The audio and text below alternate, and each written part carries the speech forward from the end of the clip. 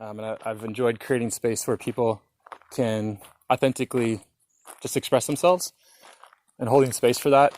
And I just find that to be a slice of heaven to experience that with somebody. And I've wanted to do a podcast for, I don't know, last 5 years with this. And before the pandemic hit, I went to this workshop and there was this poster that said creative versus reactive. And I noticed that if you take a C from reactive and put it to the front, it spells creative. And then the pandemic hit and I was like, I'm going to choose to lean into being creative, not reactive with all this. And so I just dove into doing this podcast or starting it. And really what propelled me to keep going with is giving myself permission to fail at it. So I'm just going to fall on my face. And, I've learned so much, like having this gimbal and mics, and just everyone gets better on the tech end. Just learn something new. Cool. And I'll also notice that, there's no topic or agenda really. The conversation just flows naturally how it flows, like a river. But yeah, I'm super curious about your journey, and this farm, and I don't know, it's a slice, it's like magic here. It is like Narnia. It's like Narnia. It is. Yeah. It really is. I don't know if that's something you'd want to like start off with, like how it all came about. Helping Hand Sanctuary, right? That's the name of the farm. Yeah, I can start with that. Okay. Cool. Yeah, I'm ready. Wherever you are. Yeah, we're going. Okay. Yeah. Yeah. So how did it begin? How did all this start? Yeah. Well, all this started a long time ago. When I was 18, I was just finishing up high school, and I had a dream. And I wanted to do two things. I wanted to be a missionary, and I wanted to have a farm with lots of animals so I could help people. So basically the dream was in my heart, and it took a long time for that to evolve, because then I went to college, and I got married, I had kids, and 3 kids, right? I had 4 kids. 4 kids. 4 okay. kids, yep. I raised 4 of my own, and then I raised another 4 that were not my own. So I had always had a bunch of kids at the house. That's awesome. So everybody would always send me their kids because, we always had lots of animals, and yeah, we had horses, and animals just do amazing things for kids that have things going on inside. So basically, I raised my kids, and after I raised my kids,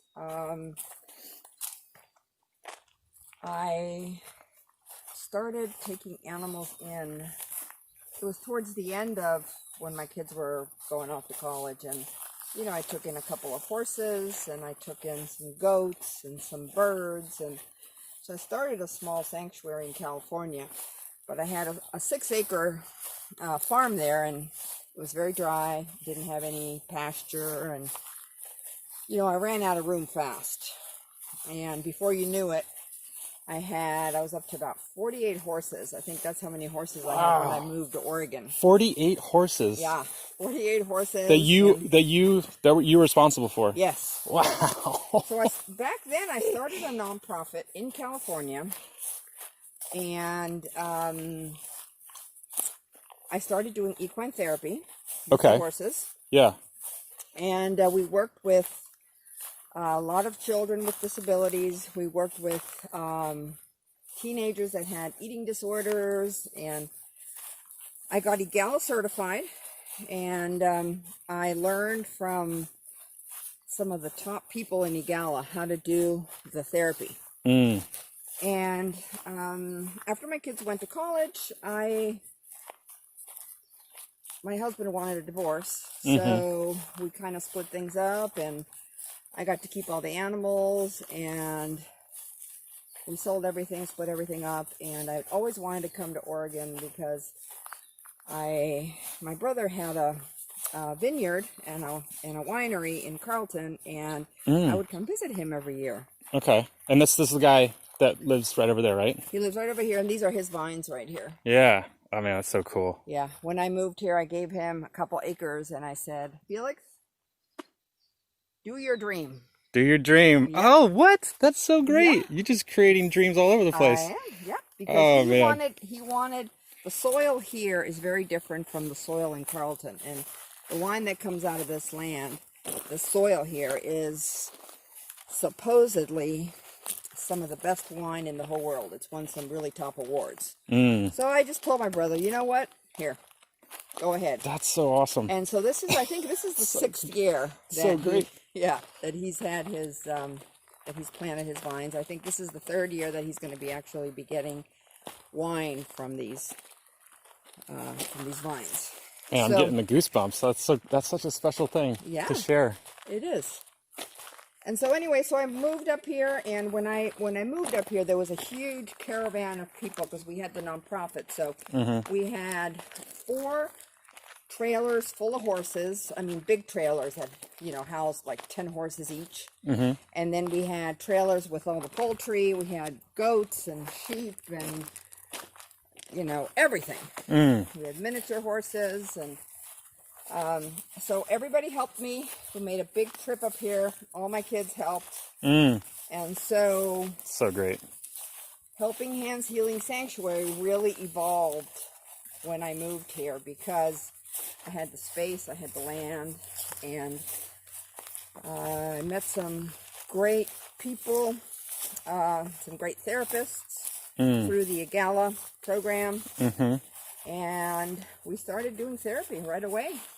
And not just with the horses, but we do therapy with all the animals that we have here. They've all been imprinted, and we use different animals for different situations, for different, for different problems that people have. Yeah. So, for example, you were here the other day when we were imprinting those bunnies. Okay. Those bunnies are 3.5 weeks old, and we bring them out in a basket. There's 8 of them. And we give them to people, whoever's around, to touch them, to hold them, Yeah. so that when they're grown up, they won't run away. And they'll be, we will be able to pick them up, and people will be able to hold them close to their heart. And we also mix the bunnies with dogs and cats and birds, and so that all the animals here, the beautiful thing about all this is everyone gets along. Yeah. The cats get along with the baby ducks. The German Shepherd gets along with the cats. The horses get along with the dogs, the cats. Everybody gets along. That's so great. It is Narnia. It is Narnia. That's so awesome. You're bringing heaven here. Yes. It's so true. Man. So, Helping Hands, what's the full title? It's Helping Hands, Horse Rescue, and Equine Therapy. Okay. So what happened was when I moved here, we were a rescue, but we were accumulating horses way too fast. Yeah. And I didn't want to run out of land and not be able to take care of the animals that I had. So I decided to keep all the animals that I had, all the horses that I had, and until they were, until they died. And then use them for therapy and not take in any more new ones, and shift the whole program, instead of being a rescue, to being a healing sanctuary. Yeah. So now, a lot of those horses that we've had, they were very old horses. They've died. A couple of them I've relocated when I found a good home for them. And the ones that we have left are the ones that we use for therapy. Okay. And how does that title, how is it inspired? I mean, I love the title, like Helping Hands, Well, Healing Sanctuary. Like, I'll tell you, animals are very healing, and horses healed me. okay. And when I was in the middle of my divorce, and prior to that, I would just go down and brush my horses and be with my horses and hug my horses, and they are just such amazing animals because they can feel you, and you can become one with the horse. Horses know how to pick up all the cues of their environment. They pick up all the nonverbal stuff because they are pack animals, and they have to survive. They have to listen to all the surroundings because if they don't pay attention, they get eaten. Okay? Predators get them. Yeah. And that's why horses are so awesome for therapy and for healing. Can we stand with them for a little bit while you talk? This is awesome. It's like the timing is perfect. These are two of my therapy girls, Percy and Sparkles. Hey. And they are full sisters. And they're just, Sparkles is totally amazing. She will heal your broken heart. Yeah. She's just totally amazing. Percy, she's amazing too, but you have to pay your dues with her, and she hasn't been able to trust a lot because of her history. Okay. And so she doesn't immediately take you on, but this one here, she just will take care of you from the moment. Right, Sparkles? This is the one that was with me, right? Where? When I did my first session. Oh, I think so, yeah. Yeah, this one was powerful. Yeah. It's with Katie, right? Yeah, with Katie and Becca. Yeah. It's a she. Yeah, it's a girl. She gave me a bump right on my chest. Oh, she did? With her head. And it was cool because I haven't been around horses that much at all. Like I've ridden one time like 8 years ago, so I'm starting to get more familiar with them, and they're big, so it takes getting over that limbic system fear. Yeah. So it was a big deal for me to be in there with them. And right when I got in, I felt like out of my body. Mm-hmm. Like my legs were up here, and my chest and head was like way up here. And I was just silent the whole time for 45 minutes with them, and I just said, just ride this out, embrace the suck kind of thing. And this one was the first one that gave me a bump in my chest to kind of be like, hey, get in your body. Yeah. See? That's what it was. It's going to be okay is what she's telling Yeah, me. she's like, it's going to be okay. Get back in your body. And it worked. Yeah. And then, yeah. Yeah, she's amazing. Right, Sparky? She's a sweetheart. Yeah, she is. Yeah, she saw me. She's like, they know. She's like, get with us. You cannot hide anything from these guys. I know. Okay? They know. It was so grounding too. And I'm really excited for the training in October. Oh, hey, kitty. Hey, Mowgli. Mowgli's one of our therapy kitties. Okay. Come here, Mogs. He likes to be carried like a baby. And he likes to be held. Hi, baby boy. Hi, Mowgli.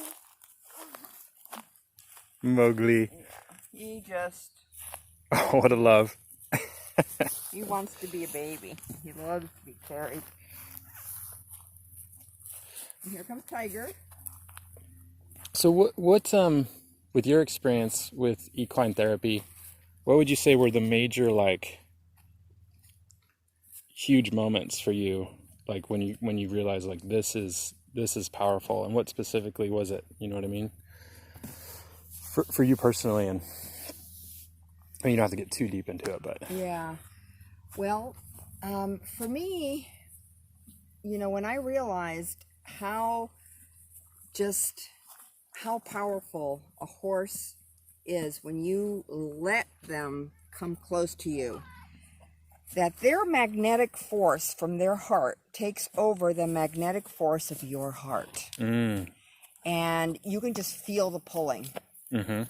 And you just feel like total relax, total calm, total peace. And it's amazing. Mm-hmm. And when that when that first happened to me back in California, when I was using the horses for myself, and I didn't know even what equine therapy was, because that was before I even got certified or anything. Yeah. I just knew that there's something special in the relationship with a horse. Yeah.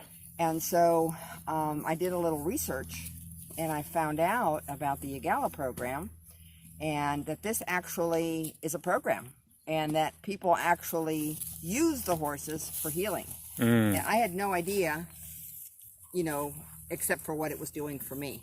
And I was very happy to find out that there actually is something in the world that, I can do this to help others. Yeah. So Yeah. it was pretty amazing. That's awesome. Yeah, I felt very grounded at the end. Like the last 15 minutes, I just felt completely in my body. Like I couldn't walk when like my legs didn't work when I was in there at the beginning. Wow. Yeah, that's how out of my body I was. And then it totally grounded me. And then I was just So like, when Sparkles came in, yeah, it just said, just boom. okay, Yeah. come back. Come back. And I just felt totally relaxed at the end. Yeah. Yeah. It was a similar experience. I don't know if you've ever heard of float tanks, those sensory deprivation tanks. Mm-mm. So there's no sound, and it's pitch black, and you're in kind of a tank or a pool it's about a foot deep maybe, and it's filled with Epsom salts. So you're fully buoyant, and then the water's the same temperature as your body, so your brain can't take in any senses. Wow. So then what are you left with, right? Yourself, your thoughts. And so it can be a little terrifying at first, kind of like what I felt when I went into the arena. Yeah. And then, then towards the end, it's a 90-minute thing, and you can get out anytime you want or turn on the lights. But if you do the full thing, like 10 or 15, 20 minutes in, you just feel that peace that overcomes you. And it was a very similar experience with the horses, because you can't hide when you're in the arena with the horses. Just like in the float tank, you can't hide from anything. You can't distract yourself from anything. No. Yeah, the horses are like, hey. When we go in the arena, we have three partners. We have a therapist, because this is psychotherapy, basically what we do. We have the horse person, which is me, and I read the horse language. And then we have our equine partners, which are the horses, and we use anywhere from 1 to 4 to 5 horses in a session.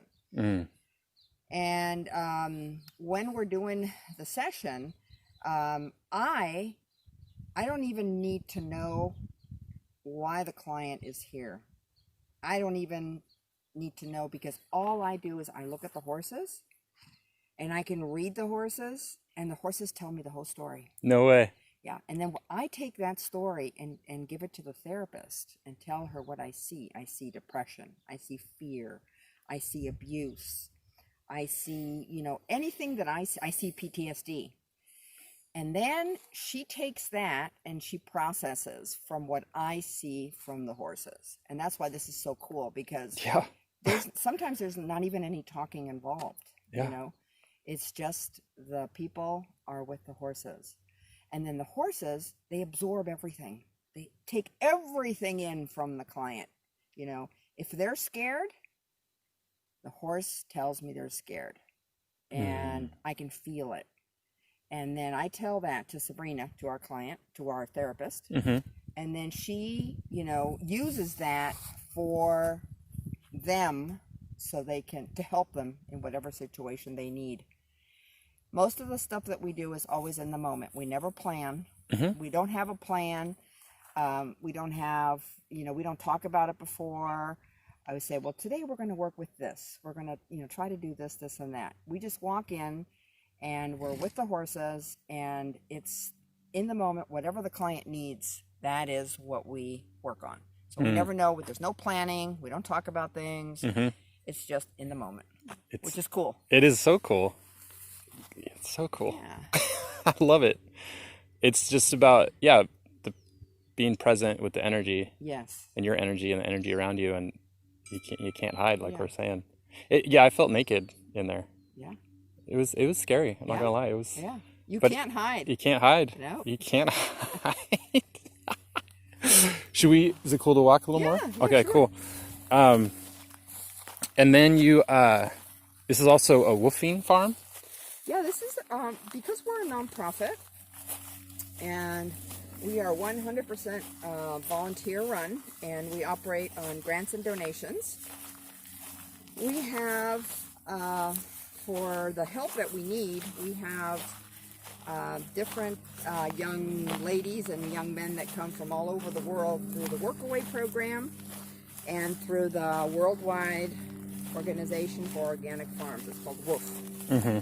So we usually have 2 to 3 young people come, and they stay minimum of 2 months, and they help us with everything that we have. They help us with the horses, they help us clean the corrals, water them, feed them, give them their vitamins and their buckets.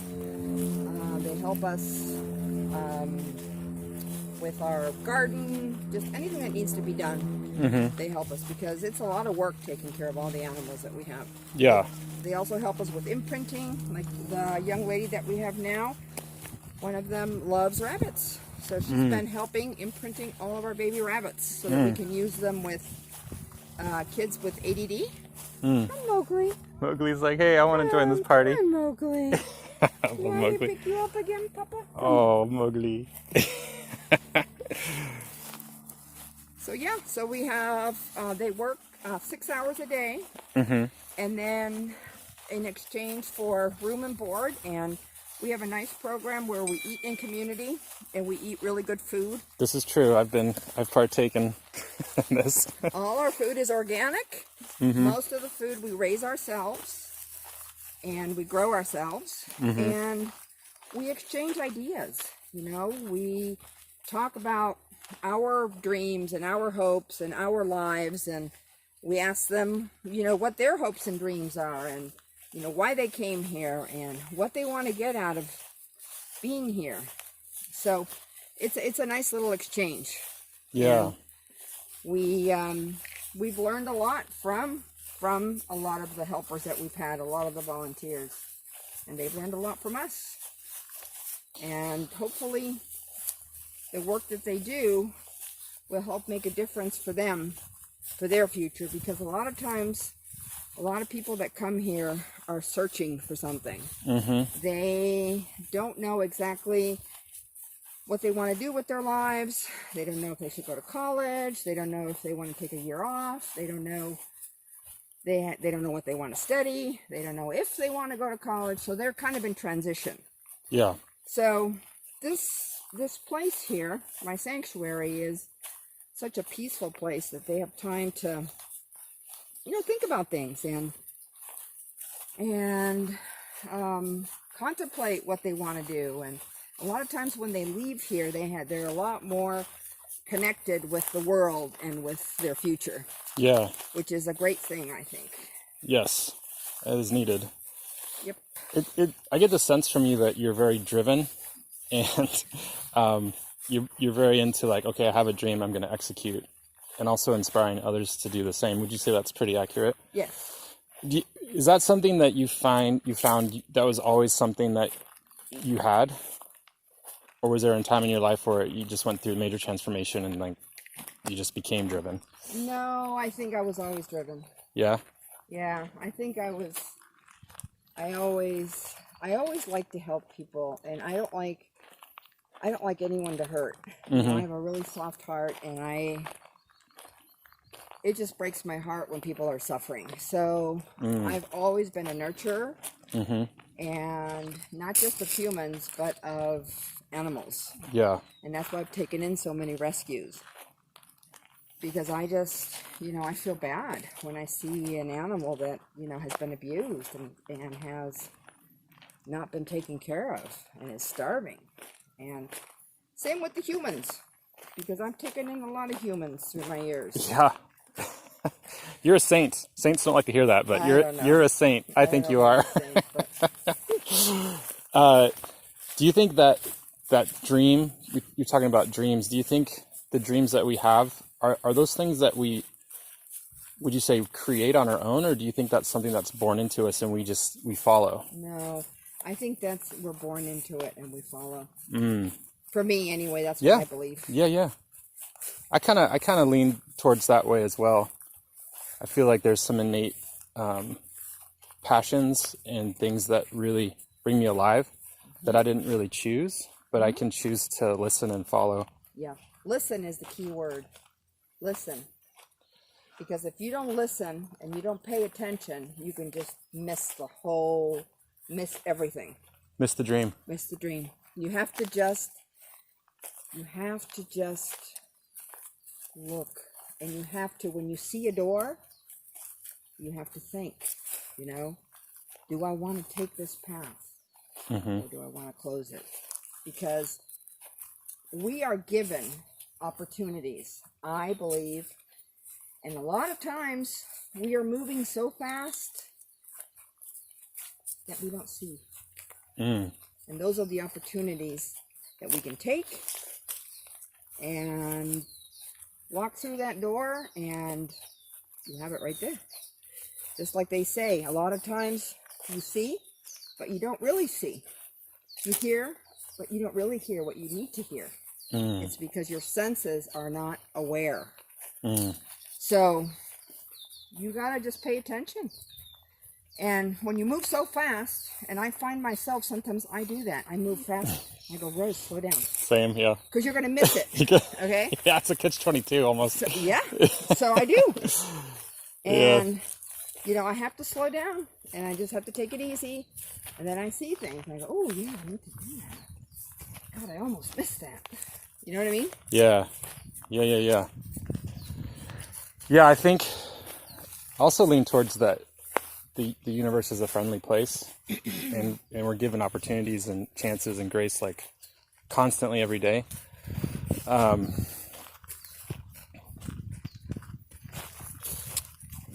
then yet there's so much suffering. Yes. It's kind of a conundrum, right? Like, how does one experience that peace, that love, call it agape, like unconditional love, in the midst of a world that kind of seems insane. Well, I'll tell you, and I tell this to my kids too, and there's so much suffering in the world, and there's so much sickness, and there's so much trauma, and there's so much violence, and what's going on, that you can't change all that.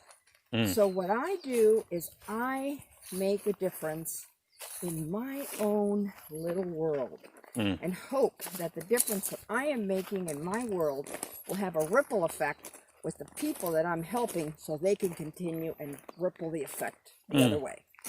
So I make a difference in my own world. Yeah. Okay? I don't worry about all the other stuff because I can't. If you worry so much about all the stuff going on, it causes stress. It doesn't let you do what you need to do. Yeah. So I just do my own thing.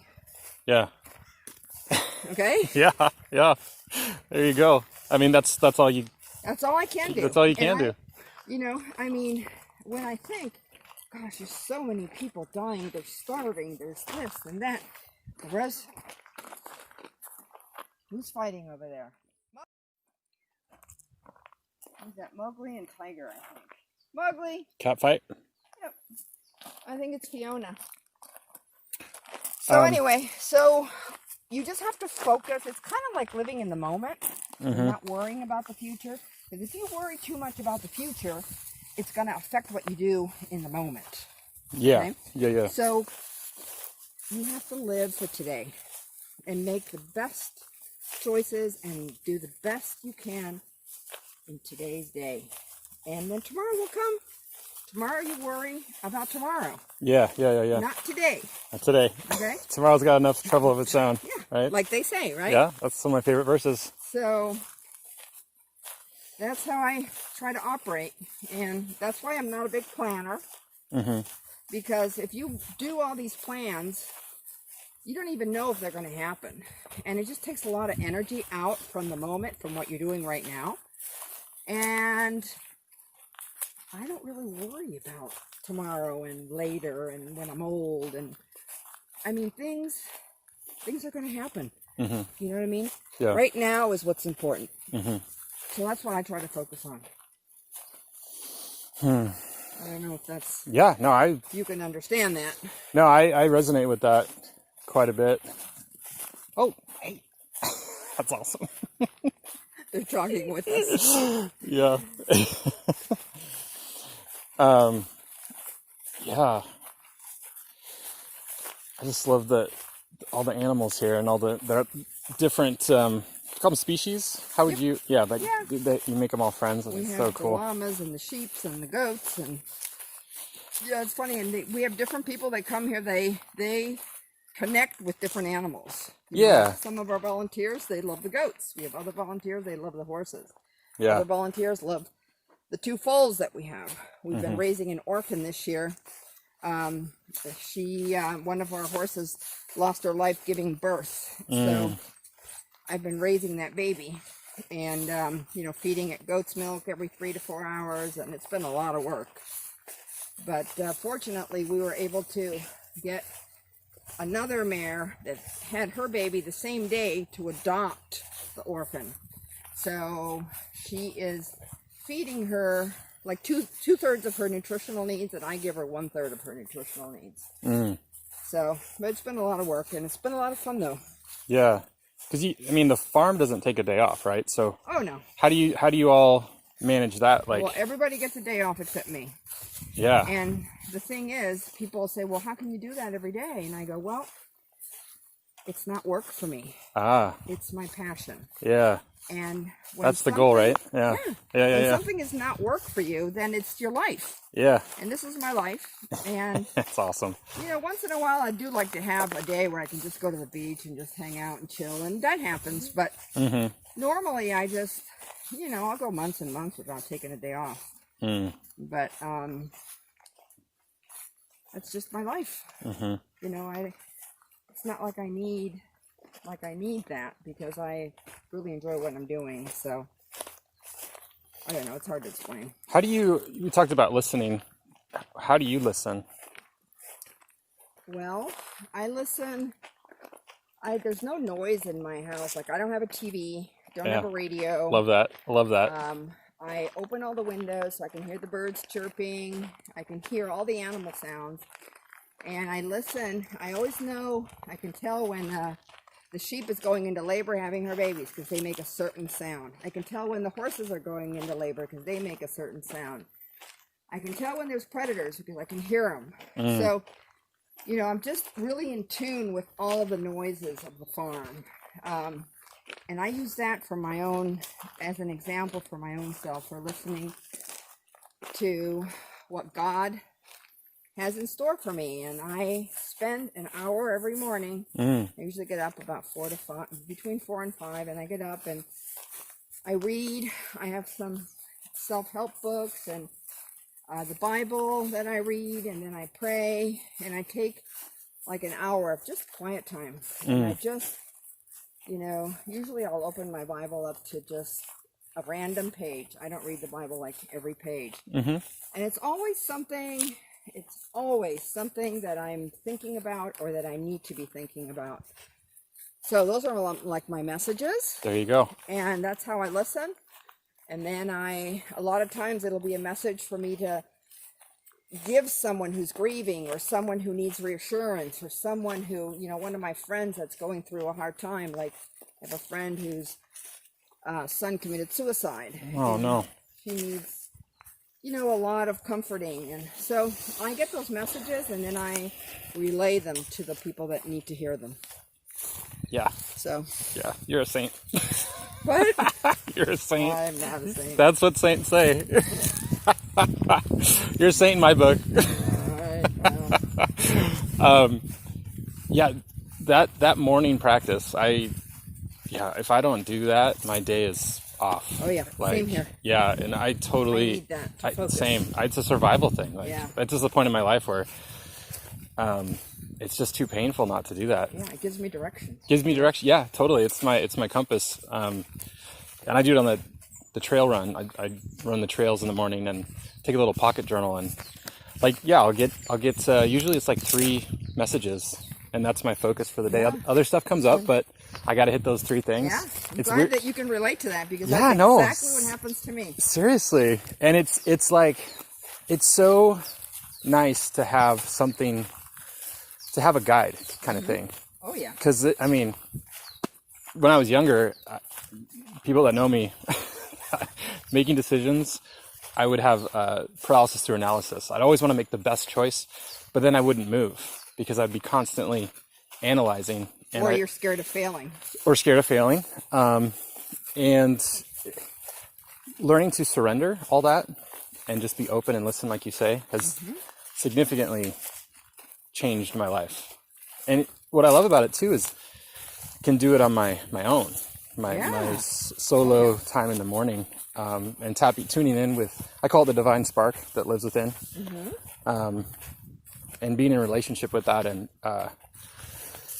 letting that guide me. And even if like I don't do the thing in the morning, or maybe I do, and then my day just gets really frustrated, and then I'll just go for like a hike or a little quick 5-minute jaunt down to the lake, because I live near the lake, and instantly I'm back, I'm reset. Yeah. So I think to have those tools. Oh yeah. Yeah, if I don't have that time, like sometimes like I'll get up a little bit later and I miss my window. You know? Yeah. And then like at 5:30, then I gotta take the dog out to go to the bathroom, and you know, the cat wants to eat, and then I gotta feed the little orphan. So I only have that window of time, so I have to get up and do that. I make an effort to get up because I need that for myself. Yeah. Because I give so much that if I don't take that, then I get drained. Okay, and then I can't help other people. Yeah. Okay, so it's like my recharge. Yeah. You know? God recharges me. What's nice is when sometimes I feel like I'll be in the zone where it doesn't feel like the energy's coming out of me. It's more like going through. And so then if I'm set in the right frequency, I guess, or whatever you want to call it, then it's just an outpouring. And it might not necessarily be from me, but I notice when, my ego gets involved, then I start placing my self-worth on whatever is happening or not happening around me. Oh yeah. And then that starts to be the drain, right? Yep. I always remember something that my father told me when I was young. He said, "You got to be humble." He says, "You just got to be humble." You got to be humble. And my ego goes a little bit too. I just have to just bring myself right down. Maybe I should hold back on the saint stuff. Oh, it's okay. 'Cause I don't believe it. So. Yeah, there you go. You know what I mean? Oh man. Yeah, sometimes I get existential in my thoughts, and I get really frustrated with this planet. And I had a message during one of the morning times, and it was like, well, Jason, if you're so frustrated being here and you know there's a better place, why not bring that place here? So bring heaven here. And I liked that. I was like, why not? Why wait? And I see you doing that. You're bringing heaven here. So. I've never looked at it like that, but when you say it now, I realize, because so many people tell me when they come here that this is just paradise. That this is just, it's like, even when they're driving here, they can feel the peace. Yeah, same, yep. You know? Yep, I do. I hear it all the time. I do. You know? I just even, once a day, I'll think about Chad. And I get so happy. I've connected with the rooster here, and it's like enhancing my life when I'm not here. Just thinking about Chad. And all my friends and family are almost annoyed how much I talk about Chad. That's funny. Yeah, he's my hero. That's great. Yeah. You know? Yeah. That's how it should be. Yeah. I haven't had a connection with an animal like that. It's really, I'll meet other, people's pets or whatever, and they're nice, but one that's stays with me in my consciousness and my daily thinking, it's weird. It's I love it.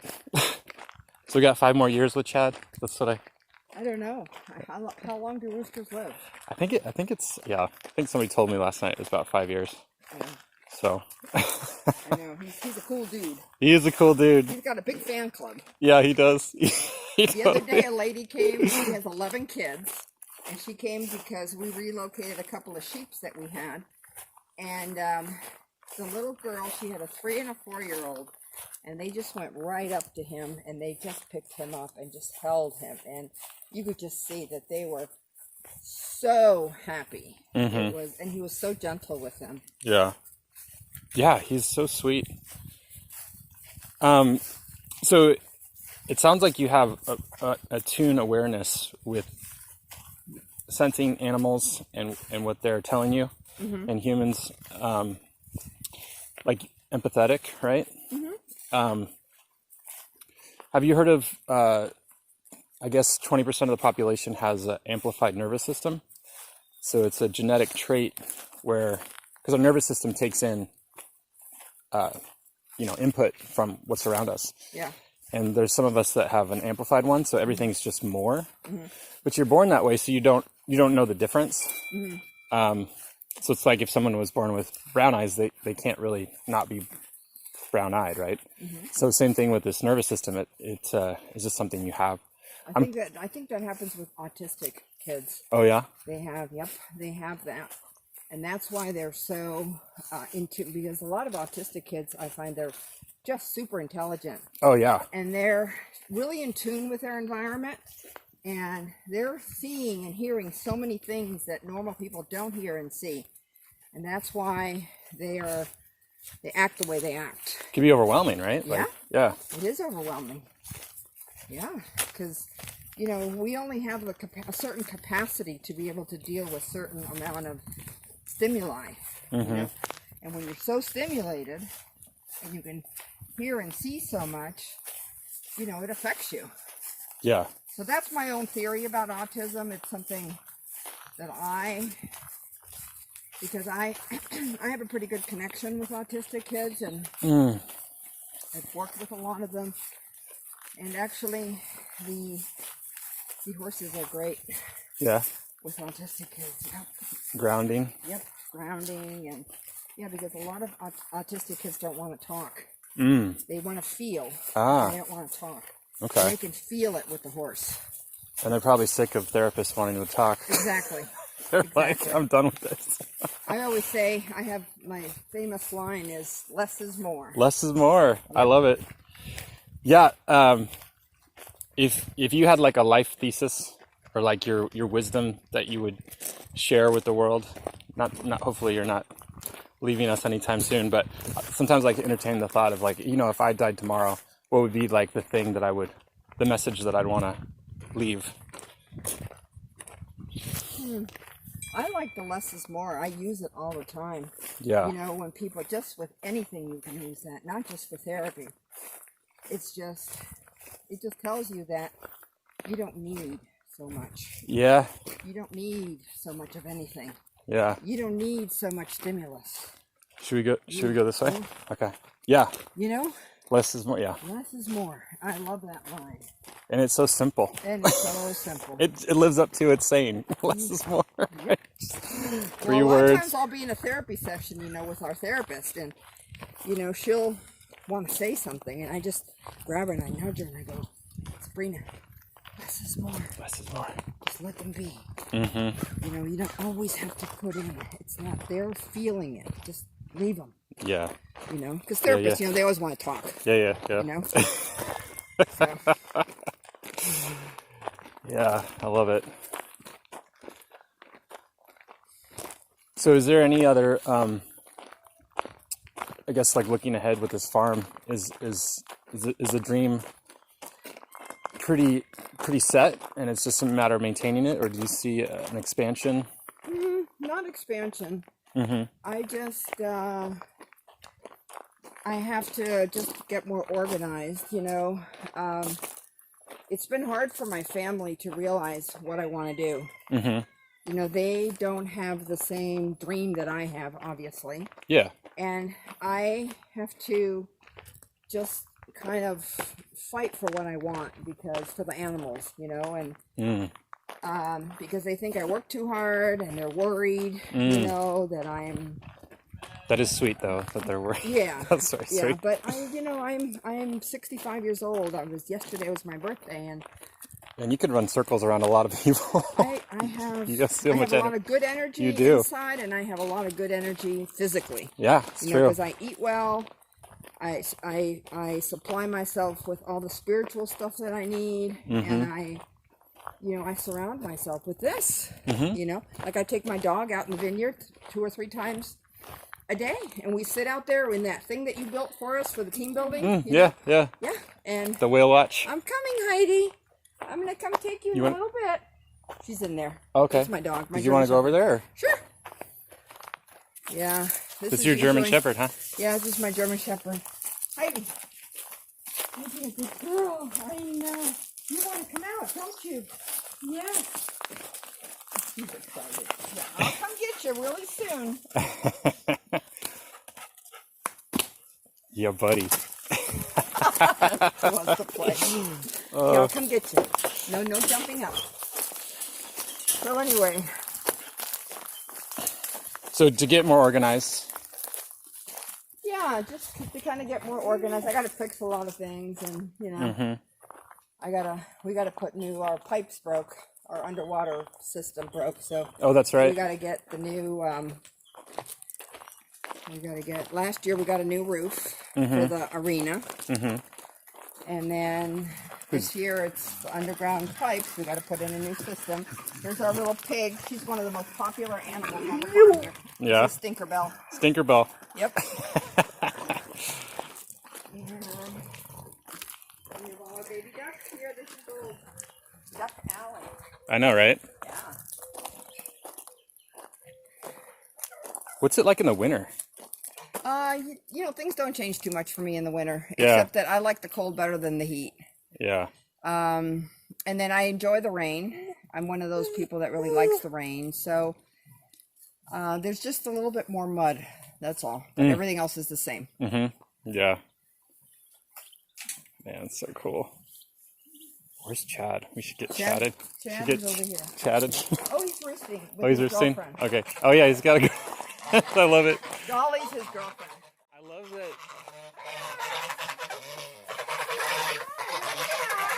Him and Dolly are roosting. I love they all hang out in here. Yep. Well, this is awesome. Thank you. Yeah. Let me just show you my meditation garden. Oh, yo, please. Yeah, let's do it. It's right in here, and gardening for me is my relaxation in the afternoon. So everything here I've planted, it's kind of fading away now because fall is coming, but I have roses and nasturtiums. I have dahlias, sunflowers. So this is your sanctuary in the sanctuary. This is my sanctuary in the sanctuary. And a lot of times we have some recovery groups and people that come here for picnics and things. So they'll eat here, and then they have the flowers and the garden. It's awesome. So yeah. It's great. Yeah. Is this where you do some of your morning time? Yep. Yeah, so this is sacred. Morning or late evening, like right now. I'll deadhead the roses, and if you deadhead, you get lots of flowers. That's the trick. Okay. Deadheading. Deadheading. Yep. Awesome. Well, thank you. You're welcome. It's been a slice of heaven. Always is. Happy to be here. Bye, Eddie. Heaven. They're all huddling together. It's so cute. I'm in heaven. 3 baby bunnies. Are you kidding me? Can life get much better? 1, 2, 3. I submit that it cannot. This is just amazing.